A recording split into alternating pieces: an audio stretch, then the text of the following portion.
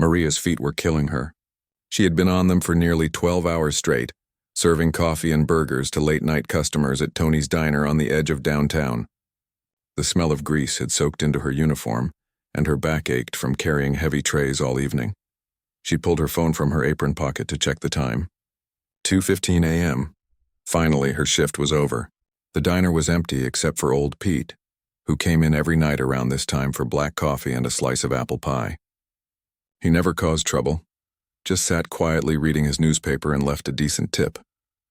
Maria wiped down her last table and grabbed her purse from behind the counter.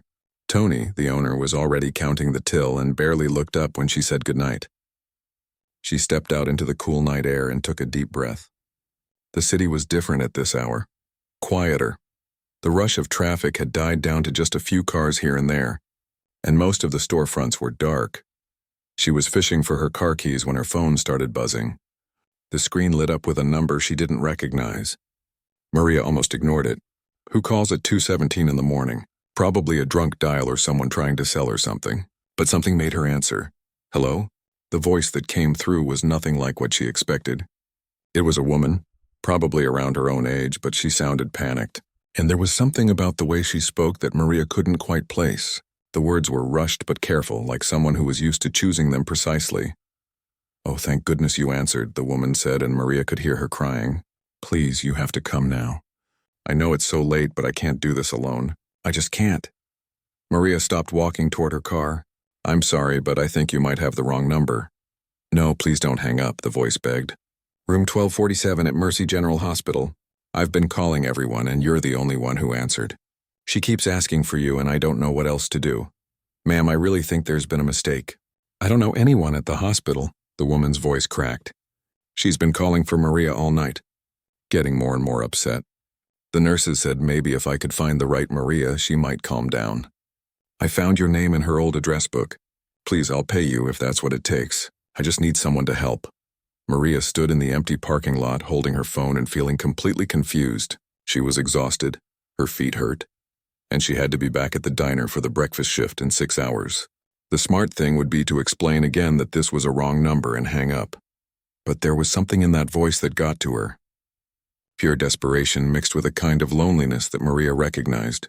She had heard it before in her own voice.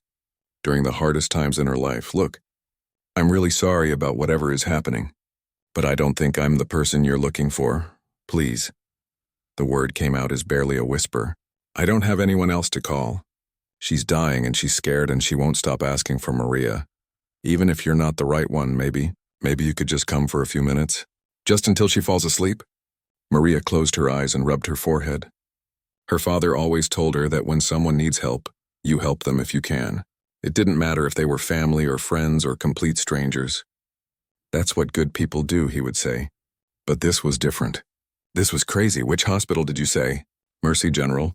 Room 1247. I'm Catherine, by the way. Catherine Wellington." The name meant nothing to Maria, but she could hear relief flooding the woman's voice just because she had asked. "I can't stay long," Maria heard herself saying. "I have to work in the morning, but I can come for a little while, I guess." "Oh my God, thank you. Thank you so much. I'll be in the hallway outside the room. I have brown hair and I'm wearing a blue dress. Well, it was blue this morning. I've been here since yesterday."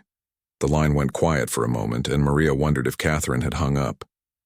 Then she heard her voice again, smaller now. "I really am sorry for bothering you. I know this must seem insane. I just didn't know what else to do."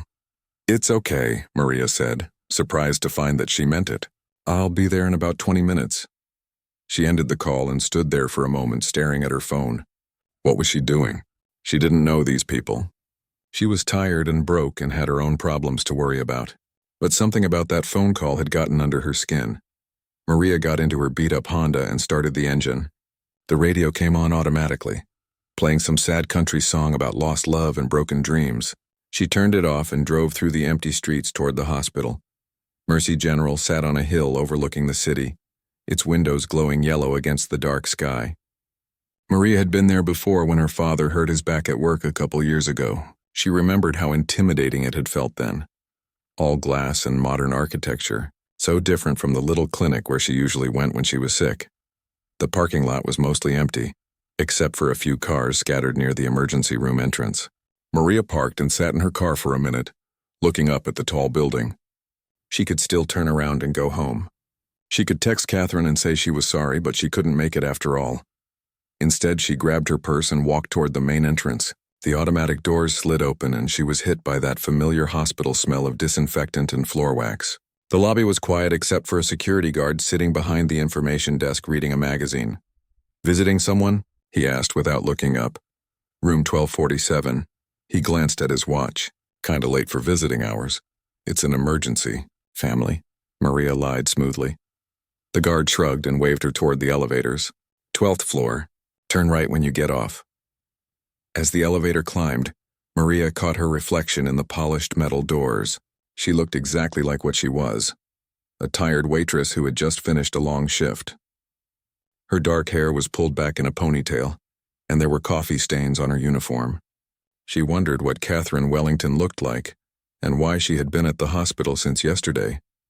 The elevator dinged softly and the doors opened onto a quiet hallway. Maria turned right and walked past room after room until she found 1247. The door was slightly open, and she could see part of a hospital bed through the gap. There was a woman sitting in a chair outside the room, and she looked up when Maria approached. This had to be Catherine. She was probably in her mid-20s with shoulder-length brown hair that looked like it had been styled professionally, but was now messy from running her hands through it. Her blue dress was wrinkled and there were dark circles under her eyes. But what struck Maria most was how young and lost she looked, despite the expensive clothes and jewelry. Like someone who was used to having all the answers but had suddenly run out of them. Catherine stood up quickly when she saw Maria approaching. "Are you the one I called?" she asked quietly. "I'm Maria," she said simply. Catherine's face crumpled with relief. "Thank you for coming. I know this is crazy, but thank you." Catherine looked like she hadn't slept in days. Her blue dress, which probably cost more than Maria made in a month, was wrinkled and stained with what looked like coffee. Her hands were shaking slightly as she reached out, almost like she wanted to hug Maria but wasn't sure if she should. "I'm so sorry," Catherine whispered, glancing around the quiet hospital hallway. "I know how strange this must seem. A complete stranger calling you in the middle of the night." Maria looked past Catherine into the hospital room. She could see part of a bed and what looked like an elderly woman lying very still under white sheets. Medical equipment beeped softly in the background. "Maybe you should explain what's going on," Maria said gently. "Because I'm still not sure why you called me." Catherine nodded and wiped her eyes with the back of her hand. "My grandmother is in there, Eleanor. She's been sick for months, but tonight—" Catherine's voice broke. "The doctor said it might be her last night." Maria felt her heart sink. She had been through this before with her own grandmother 3 years ago. The waiting, the hoping, the helpless feeling of watching someone you love slip away. "I'm sorry," Maria said, and meant it. "That must be really hard." "She's been asking for someone named Maria all evening," Catherine continued. At first, the nurses thought she meant me, but she kept shaking her head and getting more upset. She kept saying, "Where's Maria? I need Maria." Catherine pulled an old leather address book from her purse. The pages were yellowed and some were falling out. This was in her nightstand drawer. "I found 3 different Marias in here, so I started calling. The first number was disconnected. The second one, an older woman answered and told me her daughter Maria moved to Florida 5 years ago. You were the third one." Maria looked at the address book. The handwriting was shaky but careful, like someone who took time to write things down properly. She could see her own name written in faded blue ink, but the last name next to it wasn't hers. "This says Maria Rodriguez," she pointed out. "That's not me." "I'm Maria Santos." Catherine's face fell. "Oh no, I was so desperate I didn't even check the last names properly. I just saw Maria and hoped—" She sat down heavily in the chair. "So you really don't know her at all?" "I'm afraid not." They stood there in the hallway for a moment, not sure what to say next. Maria could hear the beeping from inside the room and occasionally a soft moan from the woman in the bed. "I should probably go," Maria said finally. "I'm sorry I can't help." Just then a weak voice called out from inside the room. "Maria, is that you, dear? Please come in." "I've been waiting." Both women looked toward the doorway. Catherine's eyes filled with tears again. "She sounds so hopeful," Catherine whispered. "She's been like this for hours, asking for you." Well, not you specifically, but Maria. Every few minutes she wakes up and calls for Maria. Maria hesitated. She really should leave. This wasn't her problem, and she had her own life to worry about.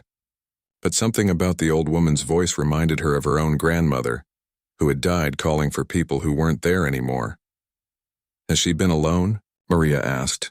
No, I've been here, but I'm all she has left. My parents died in a car accident when I was in college. It's just been me and Grandma Eleanor for the past 5 years. Catherine looked so young and lost standing there in her expensive wrinkled dress. Maria could see the exhaustion in her eyes, the way her shoulders slumped like she was carrying the weight of the world. Maria?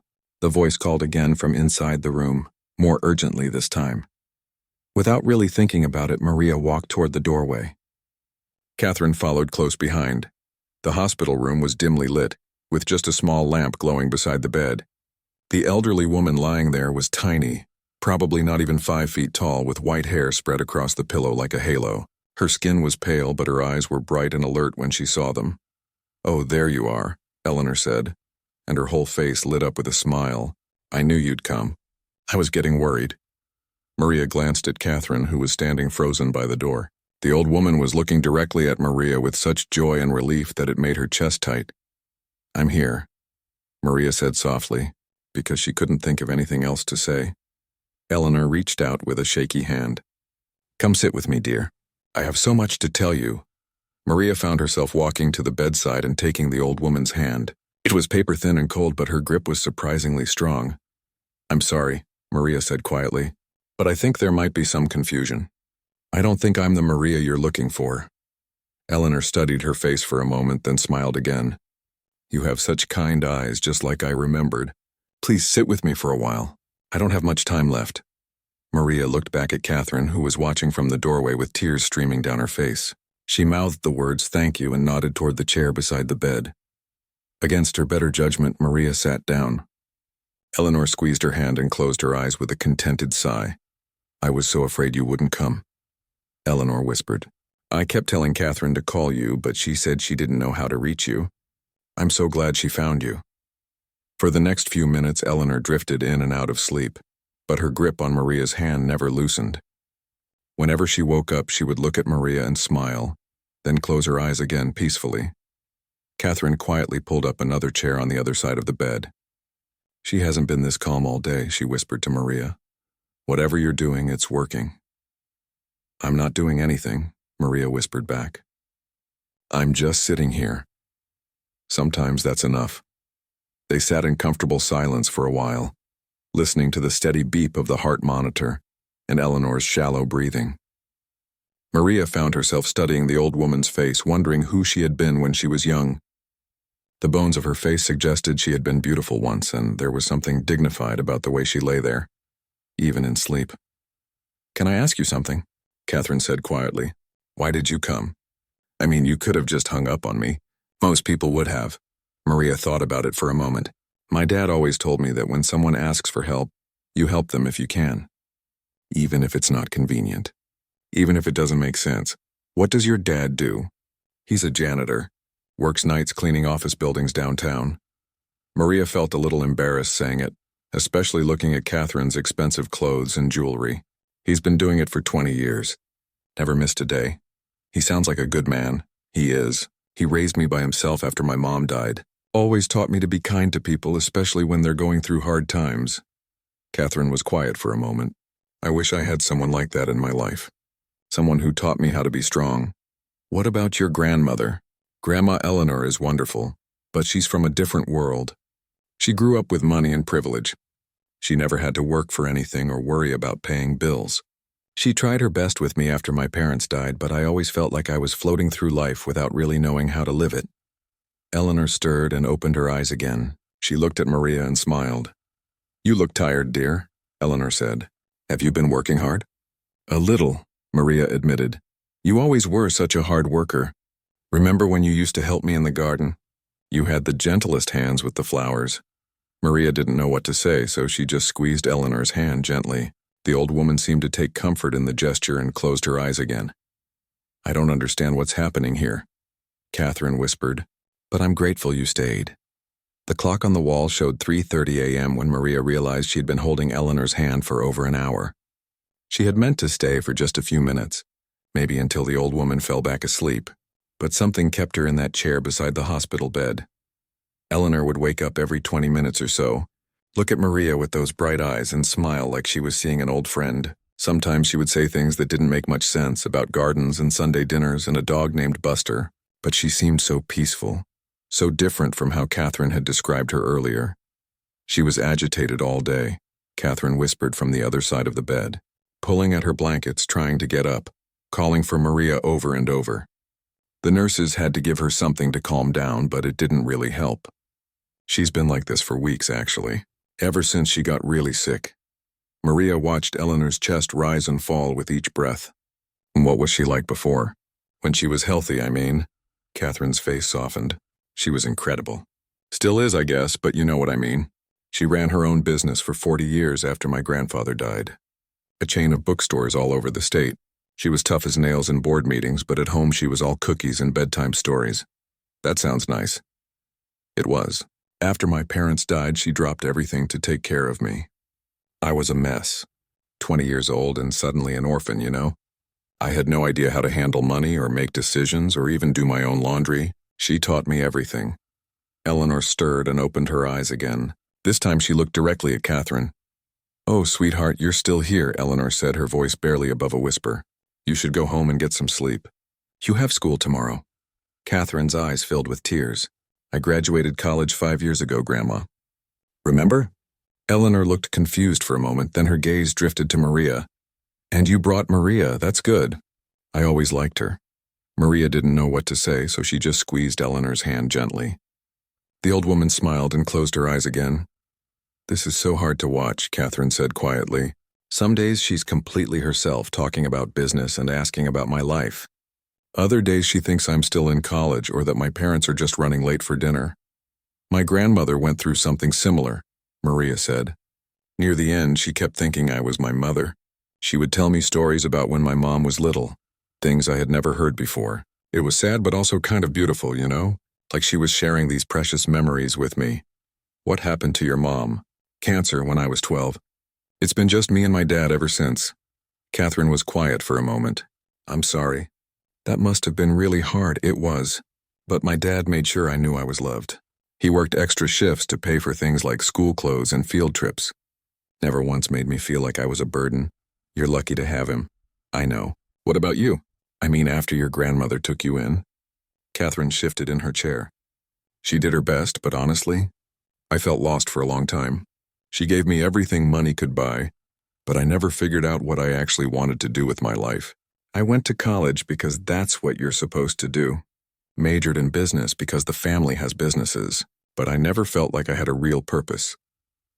A nurse came in quietly to check on Eleanor, writing numbers on a chart and adjusting one of the machines. She looked at Maria and Catherine with tired but kind eyes. "You two should try to get some rest," the nurse said softly. "There are recliners in the family lounge down the hall." "We're okay here," Catherine said quickly. "Unless we're in the way." "Not at all. Sometimes having family close by makes all the difference." The nurse glanced at Eleanor's peaceful face. She seems much more comfortable than she was earlier. After the nurse left, Maria found herself thinking about that word. Family. She wasn't Eleanor's family. Wasn't even the right Maria. But sitting here in the dim light, holding this old woman's hand while she slept, it felt like something important was happening. "Can I ask you something personal?" Catherine said. "Sure. What do you want to do with your life? I mean, besides working at the diner?" Maria hesitated. She wasn't used to talking about her dreams with strangers, especially someone who seemed to come from a completely different world. "I'm in nursing school," she said finally. "Well, I'm trying to be. I take classes during the day and work nights to pay for it. It's taking me longer than most people, but I'll get there eventually." "Why nursing?" "I like helping people. And after what happened with my mom and then my grandmother, I realized how much good nurses can do. They're the ones who hold your hand when you're scared, who explain things when the doctors are too busy. They make the worst moments a little bit better." Catherine nodded. "That makes sense. You're good at it, by the way, the helping people part. I can see why you wanted to be a nurse. Thanks. What about you? What do you want to do?" Catherine laughed, but it wasn't a happy sound. That's the problem. I have no idea. I inherited my grandmother's businesses when I turned 25 last year, but I have managers who run everything. I show up to board meetings and sign papers, but I don't feel like I'm actually contributing anything meaningful. There must be something you enjoy. I used to love reading when I was younger.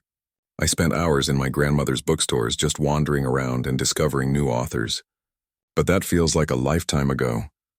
Eleanor woke up again around 4:15. This time she seemed more alert, more present. "Catherine, dear," she said, reaching for her granddaughter's hand. "I'm so glad you're here." "I'm not going anywhere, Grandma." Eleanor turned to Maria. "And you stayed too. That was very kind of you." "Of course," Maria said simply. "I want you both to know something," Eleanor said, her voice stronger than it had been all night. "These past few months have been difficult, and I know I haven't always made sense. But having you here, both of you, makes me feel less afraid." Catherine was crying now, but trying to hide it. "You don't need to be afraid, Grandma. We're right here with you." "I know, sweetheart, and I want you to know that I'm proud of you. I know you feel lost sometimes, but you have such a good heart. You'll find your way." Eleanor squeezed both their hands. "Promise me something, both of you. Promise me you'll take care of each other. Life is too short to go through it alone." Maria and Catherine looked at each other across the bed. They barely knew each other, had met just a few hours ago under the strangest circumstances. But somehow in this quiet hospital room, it felt like they had found something neither of them had been looking for. "We promise," Catherine said softly. Eleanor smiled and closed her eyes. "Good. That makes me very happy." The sun was starting to rise outside the hospital window when Eleanor's breathing changed. It became slower, more shallow. Catherine gripped her grandmother's hand tighter. "Is she?" Catherine whispered. Maria had seen this before. "She's peaceful," Maria said quietly. "She's not in pain." They sat there together as the morning light grew stronger, holding Eleanor's hands as her breathing grew softer and softer. At 6:47 a.m., with both young women beside her, Eleanor took her last breath. The room was completely quiet for a long moment. Then Catherine broke down, sobbing into her hands. Without thinking, Maria got up and walked around the bed to put her arms around this woman she barely knew. Holding her while she grieved for the person who had been her whole world, Maria hadn't planned on going to the funeral.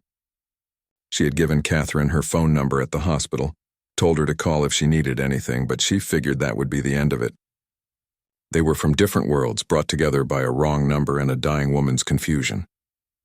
Now that Eleanor was gone, there wasn't really a reason for them to stay in touch. But 3 days later, sitting in her tiny apartment eating cereal for dinner, because it was all she could afford until payday, Maria couldn't stop thinking about Catherine. How lost she had looked in that hospital room. How completely alone she was now. Maria found herself getting dressed in her one good black dress, the one she had worn to her grandmother's funeral 3 years ago. She drove to St. Matthew's Church on the other side of town, a beautiful old building with stained glass windows and stone steps. The parking lot was full of expensive cars, and Maria almost turned around and went home. She was clearly out of place here. Everyone walking into the church was dressed in expensive clothes, talking quietly in small groups. Maria recognized some faces from the society pages in the newspaper. Wealthy business owners and politicians she had served coffee to at the diner, but who had never really seen her. Maria slipped into a back pew just as the service was starting. The church was packed. Hundreds of people who had come to pay their respects to Eleanor Wellington. Maria learned things about Eleanor she hadn't known, how she had donated millions to local charities, how she had started a scholarship fund for underprivileged students, how she had quietly helped countless families over the years. When Catherine got up to speak, Maria's heart broke a little. She looked so young standing at that podium, so overwhelmed by the sea of faces looking back at her. Catherine talked about her grandmother's business success and her generosity, but then she did something that surprised everyone. "But I want to tell you about something else my grandmother taught me this week," Catherine said, her voice shaking slightly. "She taught me that sometimes the most important moments happen when we least expect them. 3 nights ago, a stranger answered a wrong number call from me. She came to the hospital at 2 in the morning because she heard desperation in a voice she didn't recognize. Maria felt her cheeks flush as people in the church turned to look around, wondering who Catherine was talking about. This woman sat with my grandmother for hours, holding her hand, singing to her softly, making her last night peaceful instead of frightening. She didn't know us. She had her own life, her own problems, her own reasons to be anywhere else, but she stayed because it was the right thing to do. Catherine's eyes found Maria in the back of the church. That's who my grandmother really was. Someone who would have done the same thing. Someone who taught me that kindness to strangers isn't just nice. It's necessary. It's what makes us human. After the service, Maria tried to slip out quietly, but Catherine caught up with her in the parking lot. Maria, wait, Catherine called out, hurrying across the pavement in her black heels. I'm so glad you came. I just wanted to pay my respects, Maria said awkwardly. Eleanor was a special person. She was. And so are you. Catherine paused, looking nervous. Listen, I know this might sound crazy, but I have something I want to ask you. Do you have a few minutes to talk? Maria nodded, even though she needed to get to work soon. Catherine led her to a quiet spot under a large oak tree at the edge of the parking lot. I've been thinking a lot about what happened that night, Catherine began. About what my grandmother said. About taking care of each other. And I have an idea. But I don't want you to think I'm being weird or trying to buy your friendship or something. What kind of idea? Catherine took a deep breath. My grandmother's house is huge. Too huge for one person. It sits on 5 acres outside town with a main house and a guest cottage. I can't bear to sell it, but I also can't stand the thought of living there alone. It's too quiet, too empty. Maria wasn't sure where this was going, but she could see how hard it was for Catherine to get the words out. The guest cottage is beautiful. 2 bedrooms, full kitchen, its own little garden. It's been empty since the groundskeeper retired last year. Catherine paused. I was wondering if you might want to live there. Maria blinked. I'm sorry, what? I know it sounds insane, but hear me out. You're working yourself to death trying to pay for school and rent and everything else. What if you didn't have to worry about rent? What if you could focus on your studies? Catherine, I can't accept charity. I appreciate the offer, but it's not charity, Catherine interrupted. It would help me too. The property is too much for me to manage alone. There's always something that needs fixing or maintaining, and honestly, I'm terrible at being by myself. I get lonely and depressed and I don't eat properly or take care of myself. Maria stared at her. You want me to be your roommate? Sort of, but not exactly. You'd have your own space, your own life. But we'd be neighbors. We could look out for each other like my grandmother asked us to. I don't understand what you'd get out of this arrangement. Catherine smiled sadly. Company. Someone to have coffee with in the morning if I want to. Someone to call when I hear a weird noise at night. Someone who might actually notice if I disappeared for a few days. Don't you have friends? Not really. Not real ones anyway. Most of the people I know are interested in my money or my family name. They want invitations to parties or business connections or donations to their causes. I've never had a friend who just liked me for who I am. Maria thought about this. She had been working 2 jobs for 3 years, barely scraping by, always stressed about money. The idea of not worrying about rent, of being able to focus on school was tempting, but it also seemed too good to be true. What would you expect from me? Maria asked carefully. Nothing specific. Maybe help me figure out what to do with some of the property maintenance. Maybe have dinner together once in a while if we both feel like it. Maybe just be someone I can talk to when I'm feeling overwhelmed. And you'd really pay for my school? The tuition, yes. And a small salary for helping with the property. Nothing huge, but enough so you wouldn't have to work at the diner anymore. You could focus on your studies and still have some spending money. Maria's mind was racing. It sounded wonderful, but it also sounded too good to be true. There had to be a catch. Why me? She asked. You could hire a property manager. You could get roommates from your social circle. Catherine was quiet for a moment. Because that night in the hospital, you were the most real person I'd met in years. You didn't care that I had money or a fancy name. You just saw someone who needed help and you helped. No questions, no expectations, just basic human kindness. But we barely know each other. I know. But I feel like I learned more about you in one night than I've learned about some people I've known for years. You're honest and hardworking and kind. You don't want anything from me except to be treated fairly. That's more than I can say for most people in my life. Maria looked around the parking lot at the expensive cars and well-dressed people still saying their goodbyes. She thought about her tiny apartment, her father working nights to help pay her bills, The constant stress of choosing between textbooks and groceries. This is a lot to process, she said finally. I know, and I don't need an answer right now. Think about it. Come see the place if you want. Meet me for coffee and ask me any questions you have. Just don't say no because you think you don't deserve it, okay? Because you do. Catherine pulled a business card from her purse and wrote something on the back. That's my personal cell phone number. Call me when you're ready to talk more. Or if you just want to say no, that's okay too. I'll understand. Maria took the card and looked at it. Catherine Wellington, with an address in the fanciest part of town. I have to get to work, Maria said. Of course. Thank you for coming today. It meant a lot to me. As Maria drove back across town to the diner, she kept thinking about Catherine's offer. It seemed impossible that someone she had known for less than a week would make such a generous proposal. But she remembered the desperation in Catherine's voice that first night, the loneliness in her eyes at the funeral. Maybe they could help each other. Maybe Eleanor had been right about taking care of each other.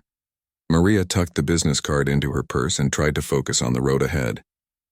She had a lot of thinking to do. Maria carried Catherine's business card in her purse for 2 weeks before she called. Every time she reached for her phone, doubts would creep in. What if this was some kind of elaborate joke? What if Catherine changed her mind? What if Maria wasn't good enough for whatever this arrangement was supposed to be? Her father finally noticed something was bothering her. They were having their usual Sunday morning breakfast at the kitchen table in their small apartment, when he set down his coffee cup and looked at her seriously. Okay, mija. What's going on? You've been staring at your eggs for 10 minutes.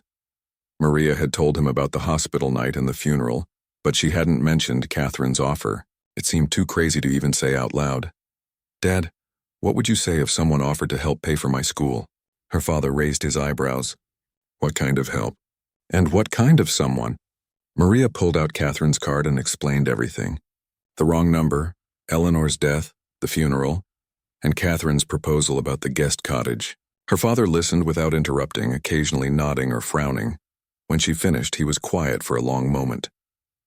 This Catherine, he said finally. What's she like? Lonely, I think. Rich, but not in a mean way. She seems genuinely nice, but also kind of lost. Like she has everything but doesn't know what to do with it. And you think she's serious about this offer? I think so.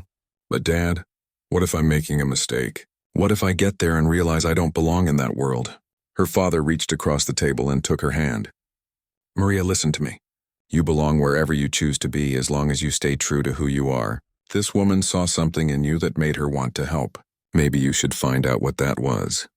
But what if it doesn't work out? Then you come home. Your room will still be here.